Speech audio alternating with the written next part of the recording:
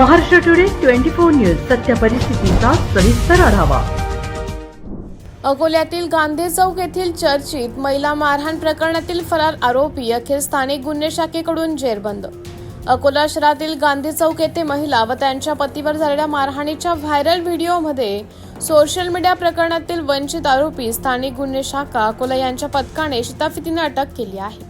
ही कारवाई पोलिसांच्या सतर्कतेचं आणि जलद तपास प्रक्रियेचं फलित मानलं जात आहे। दिनांक 5 जून 2026 रोजी फर्यादी या आपल्या पतीसह खरेदीसाठी गांधी चौक येथे गेल्या असता एका अज्ञात व्यक्तीने त्यांच्या मोटरसायकलला धडक दिली। या घटनेबाबत विचारणा केल्यानंतर आरोपीने फर्यादी यांच्याशी शिवीगाळ करत वाद घातला आणि त्यानंतर लोखंडी पाईपने फर्यादी तसेच त्यांच्या पतीवर हल्ला केला। या प्रकरणी सिटी कोतवाली पोलीस ठाणे अकोला येथे विविध कलमान्वये गुन्ह्याची नोंद करण्यात आली होती।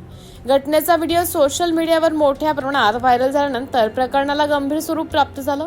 त्यानंतर पोलीस अधीक्षक अकोला यांनी आरोपीच्या तातडीने अटकेचे निर्देश दिले। या आदेशानुसार स्थानिक गुन्हे शाखेने विशेष पथक गठीत करून आरोपीचा शोध सुरू केला। तपासादरम्यान पथकाने व्हिडिओच्या आधारे आरोपीची ओळख पटवली व गोपनीय माहितीच्या आधारे शोध मोहीम राबवली।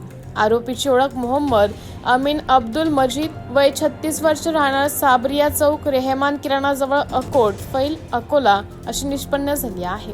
आरोपीकडे मोबाईल फोन नसल्यामुळे त्याचा तांत्रिक लोकेशनद्वारे शोध घेणे कठीण झाले होते। घटनेनंतर तो फरार झाला होता। पोलिसांनी त्याचे नातेवाईक मित्र तसेच अकोला व परिसरात सातत्याने शोध मोहीम राबवली, मात्र तो सापडत नव्हता।